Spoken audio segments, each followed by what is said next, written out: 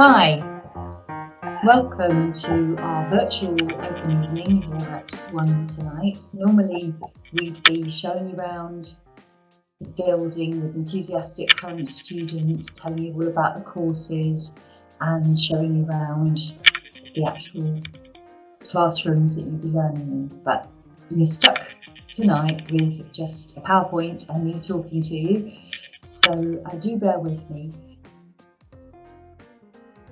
So that's me. My name's Claire Robinson. I'm the French teacher here at Suffolk One for the moment.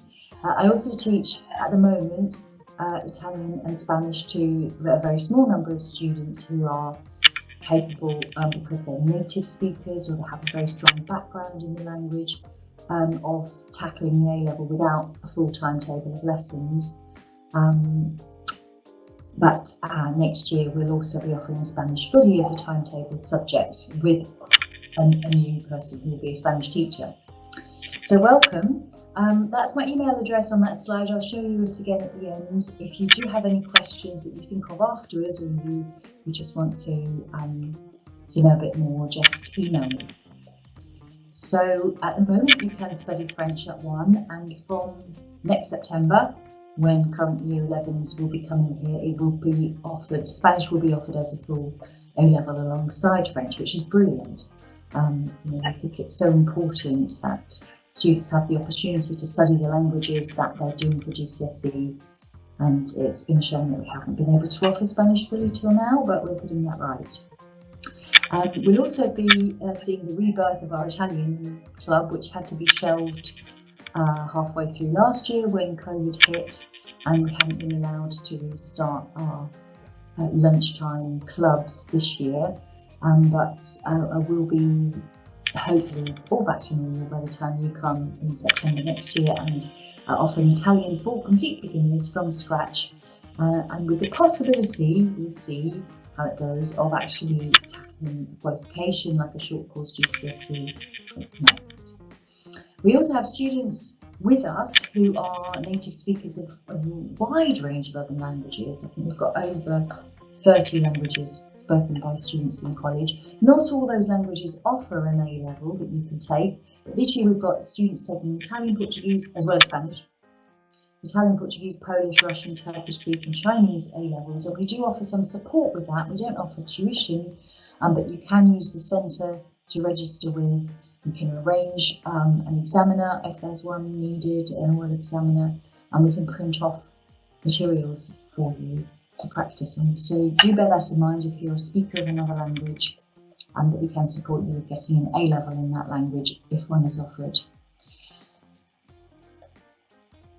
If you have been at a school where I've come and done an assembly, you might have seen this graphic before. It shows the very sad fact that the UK is bottom of the countries in Europe, when it was in the European Union, way behind for learning a foreign language at the age of 16. Ireland's in the middle because a lot of Irish students learn Irish or Gaelic at school, and that's the only reason they're doing any better than us.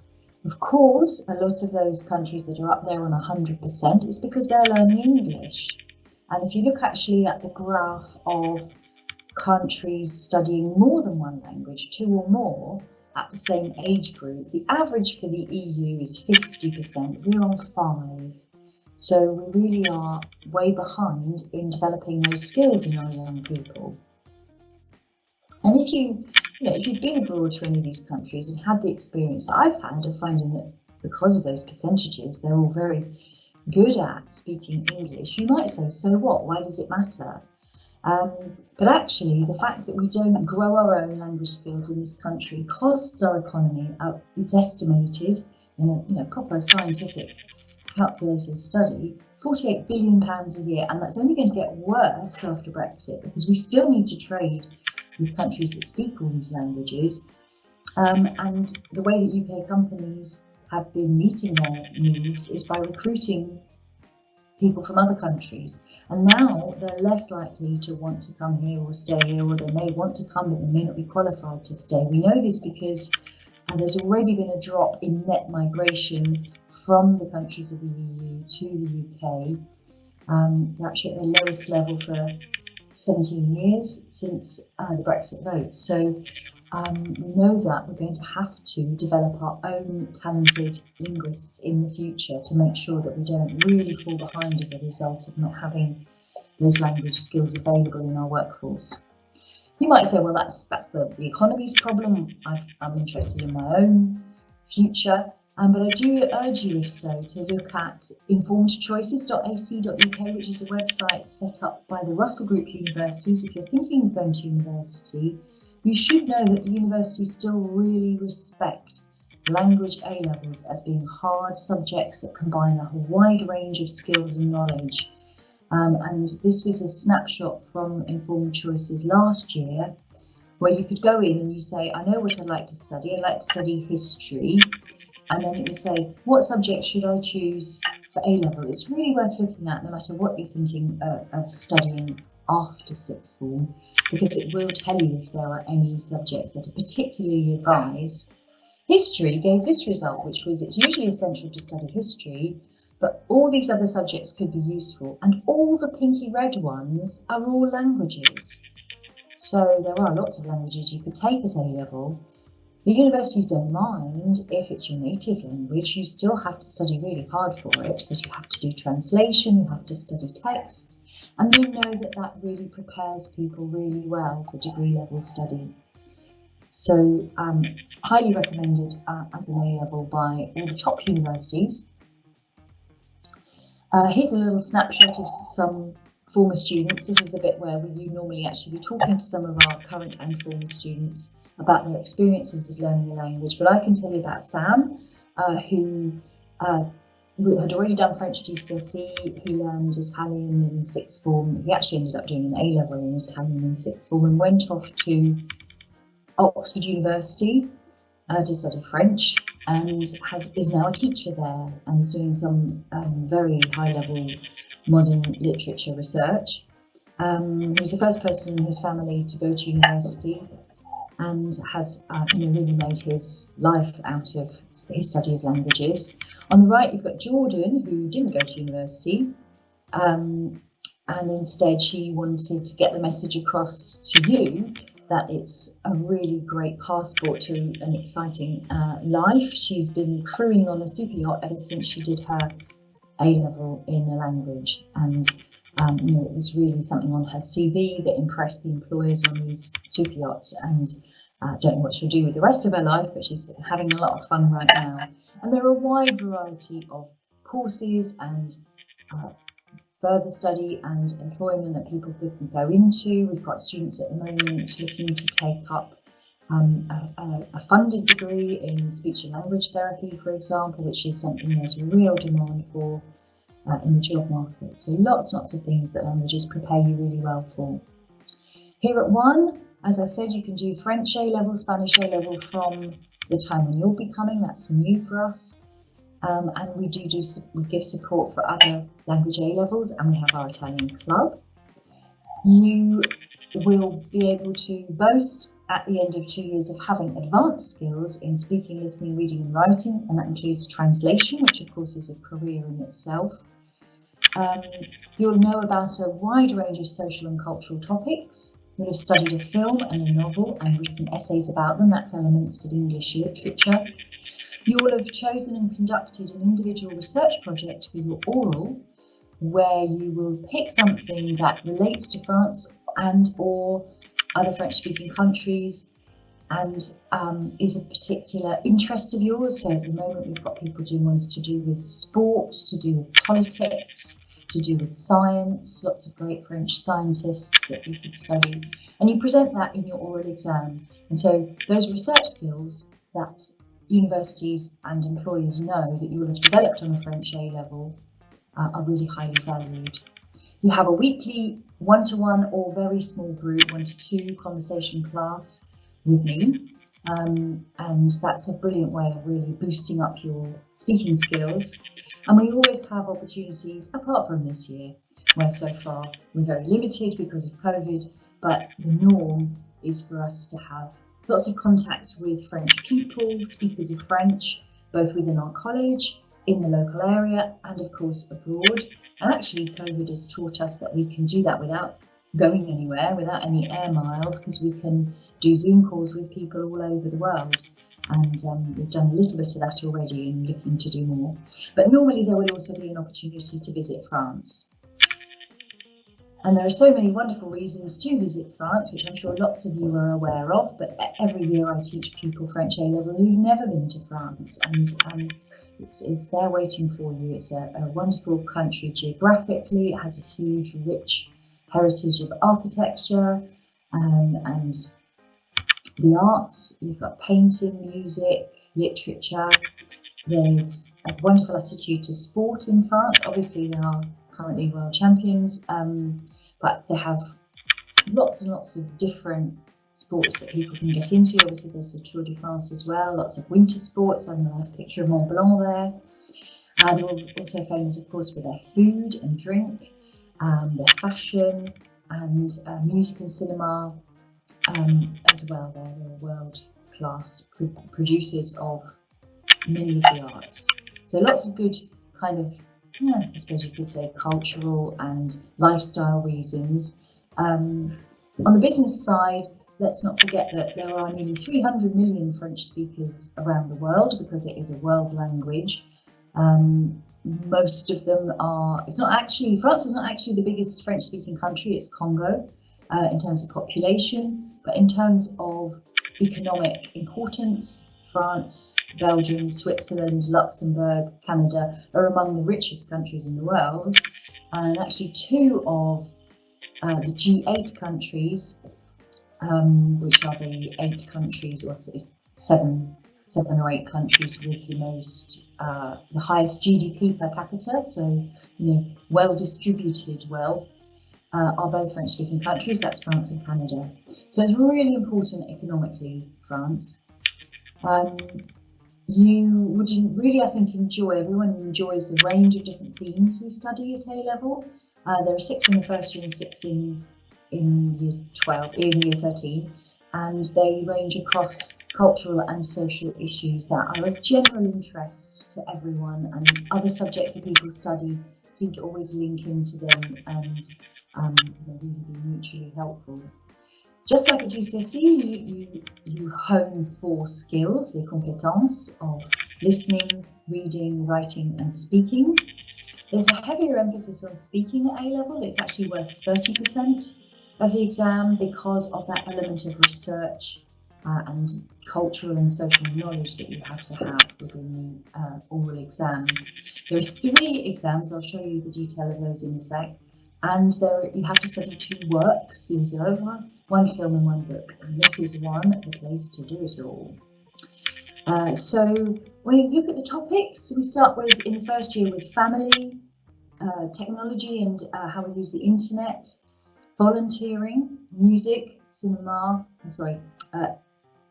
heritage, the architectural and tourism heritage of France, and cinema.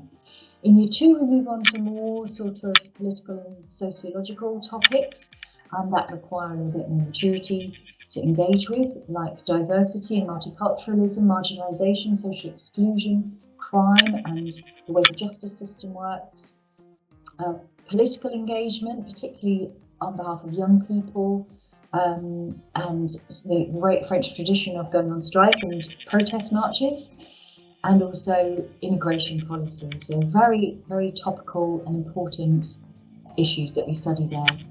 We also study the film La Haine, which celebrates its 25th anniversary since it was released this year, and the British Film Institute in London is doing a big season on it. I think it's just finished actually, because it's considered such an important and influential film, and it relates to a lot of those topics, as does the book that we study, which there's a picture of the front cover of below there. It's called Nommez-moi, and it's the story of a teenage girl who's quite withdrawn, who befriends a homeless young woman a little bit older than her, and it's a really nice way of looking through the fictionalised account at some of the issues we study in year 2. So we tend to do the film in year 1 and the book in year 2.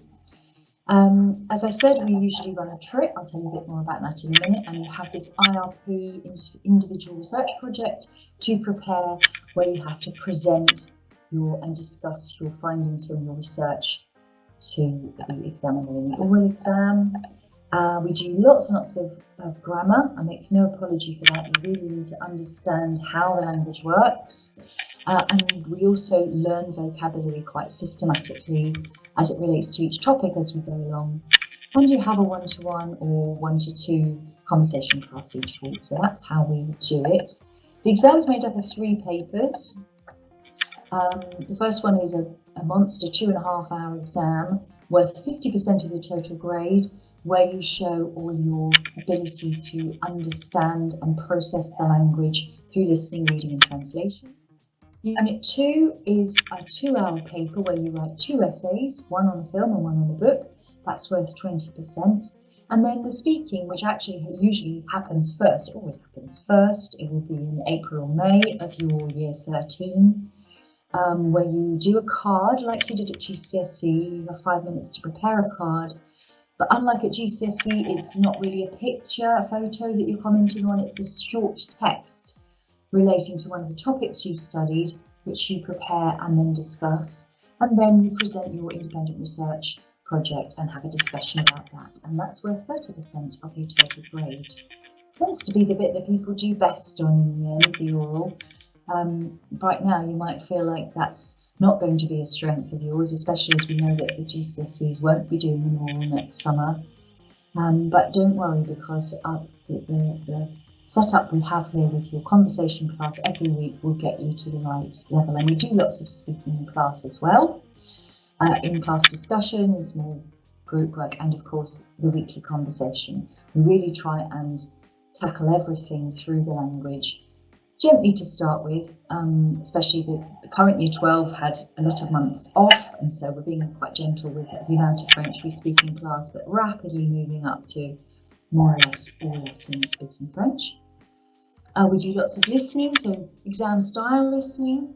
Worth mentioning that in the A-level, the way that you do listening is individually with your own headphones, and you can go back and forth over difficult bits, which is so much more like real life than sitting in the room with everything played twice and then a beep and then you move on. So most people find that a lot better for them, that they can control the listening themselves. And obviously by listening to music and watching films, you'll get better at listening as well. And we have really easy access to audio for you to do for homework and in class. We practice exam skills a lot, no matter how good you are at the language. The actual tasks and the way you're asked to demonstrate your understanding are sometimes a little bit technical, and so we practice those tasks a lot, finding synonyms, filling gaps, that kind of thing, so that as well as feeling you can really speak this language and understand this language, you also feel confident about the tackling exam tasks. We do lots of grammar. And we go at quite a pace, so we assume that you know quite a lot from GCSE. We're finding that people who've done the new GCSE really do know their grammar well. But if you do get stuck and need a bit of extra practice, we can always use your one-to-ones and small groups to boost that up a bit and do some extra practice. We have a weekly vocab test, and we have a series of Quizlets, which people use to practice on, and also some tests on our Moodle. And it's really important that you keep up with developing the specialised vocabulary you need to discuss some of our topics. Right from the start, we get you doing your own independent research. We get phones out in lessons and say, look up what happens about this, what the statistics are for this in Senegal, French-speaking country in Africa, or in Canada, how's it different? Or just, researching about famous actors or singers when we're doing those kind of topics. So you'll be really good by the time you get to the IRP at researching in French, using French websites and other online resources. As I say, we really like to provide a rich variety of visits out and people coming in to visit us, whether virtually or in real life, and experiences that will give you more of an insight into what really is happening in French culture. And the real icing on the cake of that is that we have an exchange visit, which we did last year for the first time, and the year before that we did a trip to the same city, the city of Lyon in the southeast of France, And I think what we'll do is continue to alternate between a trip, which is more expensive but less scary, where you will stay in a hostel or some kind of accommodation with your English classmates or your classmates from one, and we'll visit the school and we'll do lots of trips together and probably have lessons in a language school. And then the real exchange visit where you actually stay with a family and the person then comes back and stays with you. None of this is compulsory. The exchange visit last year managed to be completely free to students. They only had to pay for museum visits and excess baggage, and the whole transport costs were covered. But still, there were one or two people who just didn't feel that they could do that. We do really try and encourage you to, because it's such a rich experience. That's just a reminder of the book and the film we study and the fact you have to prepare an ILP. There's some pictures from our big pictures of our trip last year to do an exchange with a school in Lyon. That's all the students from here, and they're mixed up together in the common room they have. Below that is a lovely picture of the cathedral in Lyon, all lit up for the Festival of Lights, which was the occasion that we went for. It may not actually happen this year at all, even for them, and it certainly isn't happening for us. We can't go again this year, but hopefully again in 2021. There's also some pictures there of our visit in from two young academy players from Ipswich Town Football Club who are French, who came from Paris. And they came in and we talked about all sorts of things with them in sort of interview chat show style. That was really interesting. To the other side of the cathedral, you've got a visit we made to a French restaurant in Ipswich, the Floating Mariners, in the dock, and the proprietor very kindly explained his recipes and answered lots of questions about French gastronomy, and it was a delicious meal. We also have 2 years running had visits from L'Arche in Ipswich, which is a French charity. We study the charitable sector and volunteering as part of the course, and they came and talked to us about their work. It's a charity where people with and without learning difficulties all live together in community, and they have several houses around Ipswich, which we fundraised for by doing a sponsored verb learning exercise. We've also got another French charity in Ipswich called Emmaus, which we didn't manage to visit, but we learned all about their work as well. And we have very good links with the University of East Anglia and actually also the University of Essex. But of course, you're free to choose any universities you like if you're thinking of going and studying language, just that those local ones do offer us special study days and people to help us with thinking about university courses that we might want to do after year 13. So I hope I've covered a lot of the questions you might have had in your mind about what it's like to do an A-level in a language.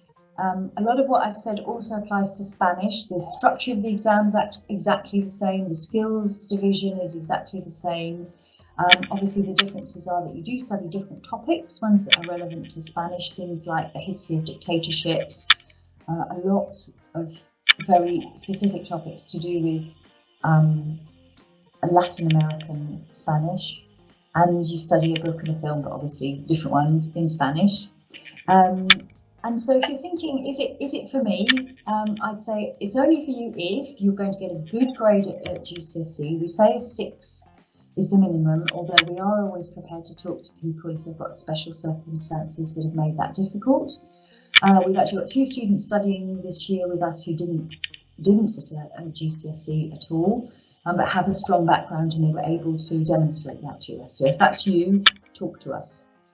You need to be really interested in how a language works. This isn't phrasebook French, as I said, it's breaking the language down into its component parts and learning to build it up again.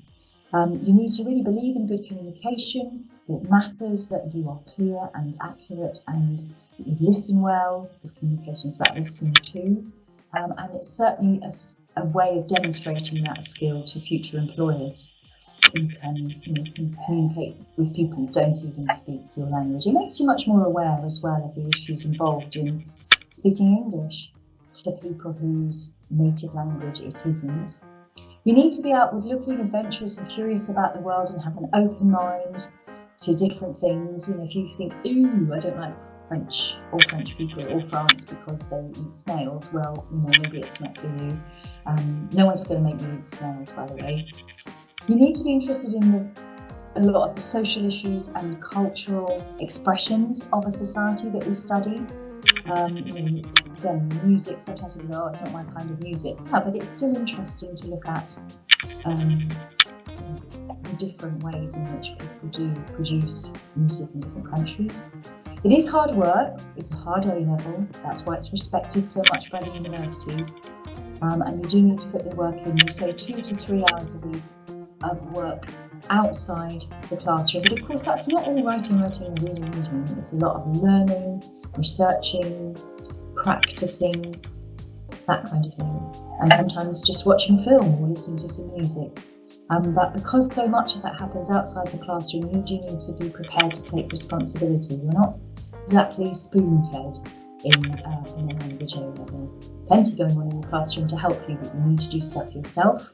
You also need to be prepared to take the odd risk, not mind too much if you get something wrong and accidentally say something rude and everyone laughs.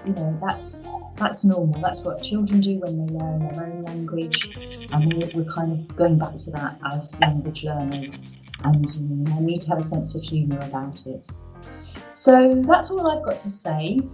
Thanks for coming along virtually, joining, and I'll leave that on the screen if you want to make a note of my email address and ask me any other questions. Thanks very much for coming.